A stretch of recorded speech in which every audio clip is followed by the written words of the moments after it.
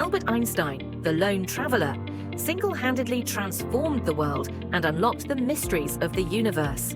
Recognized universally as the greatest physicist of all time, Einstein has inspired countless works, anecdotes, and articles. Yet, the deeper one delves into his life, the more striking the paradoxes of this brilliant mind become. He once confessed, "I am truly a lone traveler and have never belonged to my country, my home, my friends, or even my family." A tumultuous childhood. Albert Einstein was born on March 14, 1879, in a small village in Germany. As the firstborn of a middle-class Jewish family, his parents, Hermann Einstein and Pauline Einstein, faced considerable hardships while trying to make a living from their mattress-selling business. From the moment he was born, Einstein worried his parents with signs of developmental delays. He didn't utter his first words until he was 3 years old, and even then, his German was unclear. He preferred solitude, avoiding interaction with others. Once, he spent an entire day fixated on a compass, his eyes glued to it as if entranced. This unconventional behavior followed Einstein throughout his schooling. Despite the rigid rules of German schools, Einstein refused to conform. He neglected assignments, ignored lesson recitations, and clung stubbornly to his own ideas. To make matters worse, he often posed baffling questions that left teachers speechless, or worse, dismissive, labeling his inquiries as absurd. Unsurprisingly, his grades were far from impressive. His homeroom teacher once remarked, "You are an odd, isolated, foolish, and undisciplined boy. You will never achieve anything in life." His classmates shunned him as well, leaving him entirely alone. By early 1895, during what should have been his final year of secondary school, Einstein faced the ultimate blow: expulsion.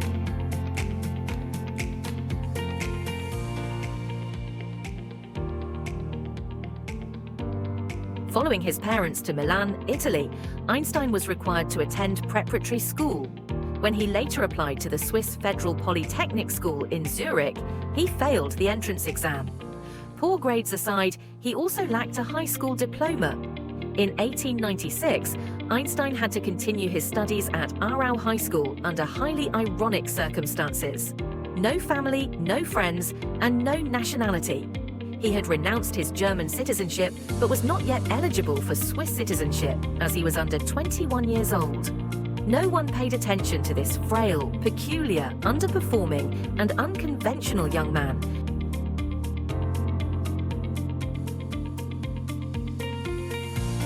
The longing to change God. In 1905, A. Einstein published a paper in Annalen der Physik, which would later be recognized as the fundamental cornerstone of the special theory of relativity. At the time, few took notice of an obscure young man like Einstein.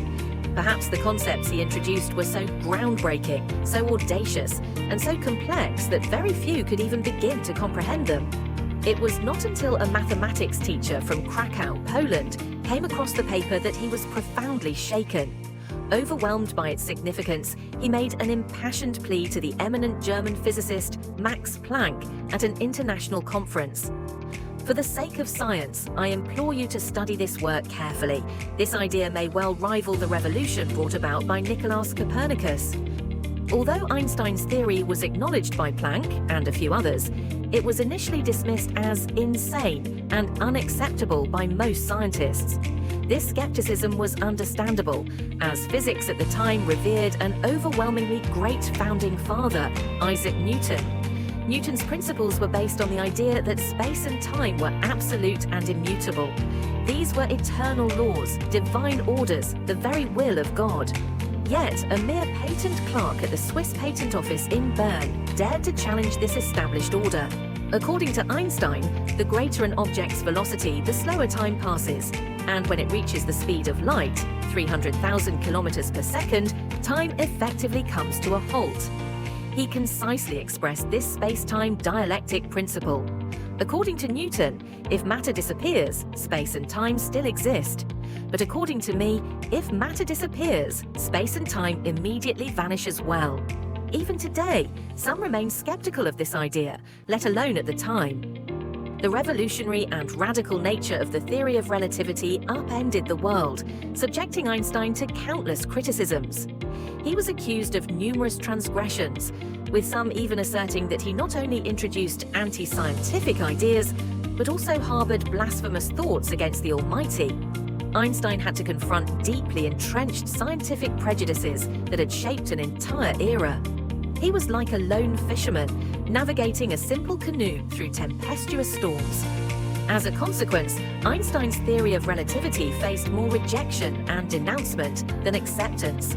Although his contributions across multiple fields were acknowledged, in 1921, the Royal Swedish Academy of Sciences awarded him the Nobel Prize solely for his discovery of the photoelectric effect. As for the theory of relativity, no matter how groundbreaking it was, its recognition was deferred, as if to imply, let's wait until later, just to be sure. Conquering the universe and the agony of atoms.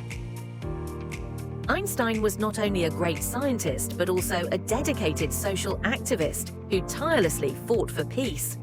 As a Jewish man, he was forced to flee Germany in 1933 when fascism was on the rise. The Nazi regime considered Einstein an enemy and even placed a bounty on his life. However, his opposition to war was not driven by personal revenge, but by his deep hatred for violence and militarism. In 1939, as World War II broke out, Einstein, along with physicist Leo Szilard, sent a letter to US President Franklin D. Roosevelt, warning that Nazi Germany might develop an atomic bomb. This letter played a role in prompting the US to launch the Manhattan Project, the program dedicated to nuclear weapons research and development. However, Einstein himself did not directly participate in the project. As the war neared its end, Einstein and many other scientists signed a petition urging the US government not to use nuclear bombs. Yet, despite their pleas, President Harry S. Truman ordered the bombings of Hiroshima and Nagasaki on August 6th and 9th, 1945, killing over 200,000 people. When Einstein learned of this, he was devastated. He took no pride in his 1939 letter. On the contrary, he was tormented by the thought that he had indirectly contributed to the nuclear arms race. In his final years, Einstein continued to campaign against nuclear weapons and called for disarmament. In his memoir, he wrote, "I am truly a lone traveler, never belonging to my country, my home, my friends, or even my family." That great man passed away in solitude, yet his scientific legacy and his message of peace endure to this day. Einstein's theories have been illuminated and reaffirmed by new scientific discoveries, shining ever more brilliantly over time. The world still has much to explore as a tribute to this extraordinary scientist, one whose simple equation, E equals mc squared, has given humankind the power to comprehend the universe. With a discovery both bold and profoundly elegant, Albert Einstein has become an enduring symbol of human determination in the pursuit of knowledge and the conquest of nature. Saving the Nobel Prize money for a divorce.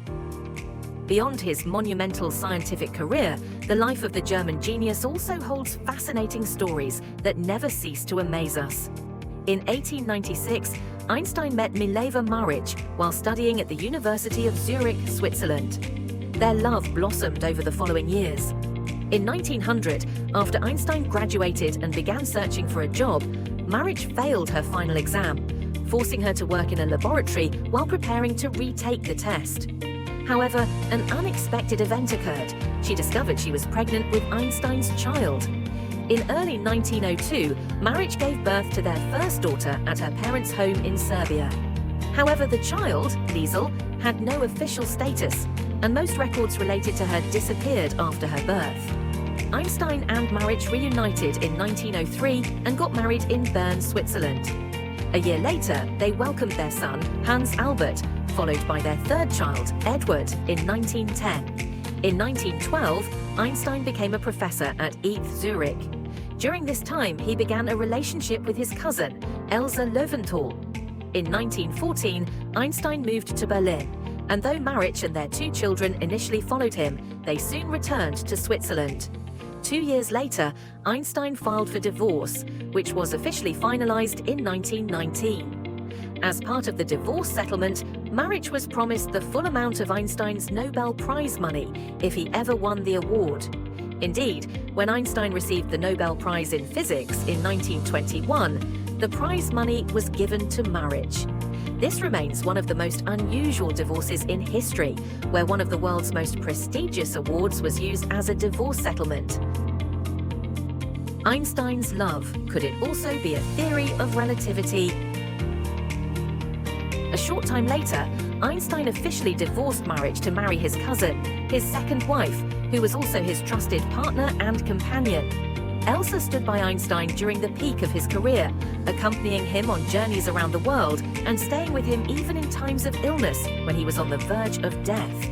It must be acknowledged that both of Einstein's wives were remarkable women. However, none of his marriages were truly fulfilling.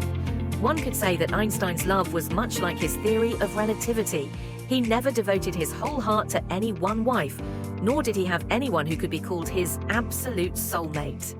In the end, despite his reputation for being a womanizer, the only thing he remained truly faithful to was physics. In 1933, Einstein settled in Princeton, USA. There, he delivered many speeches advocating for world peace.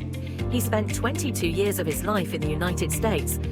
On April 17, 1955, Albert Einstein suffered internal bleeding due to the rupture of his aorta, which had previously been surgically treated by Dr. Rudolf Nissen in 1948.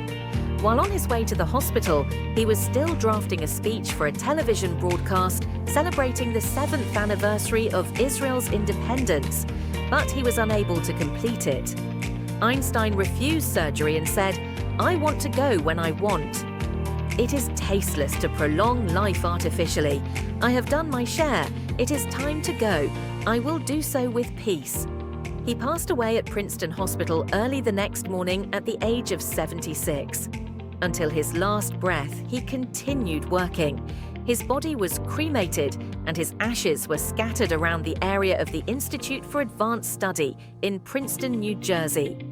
The world lost a brilliant scientist and humanity lost a kind-hearted man. He may have passed away, but his name has become immortal, just as he once said, "We may die, but the collective work of our creativity will live on forever." Thank you for watching the video. Don't forget to hit the subscribe button below to support our team.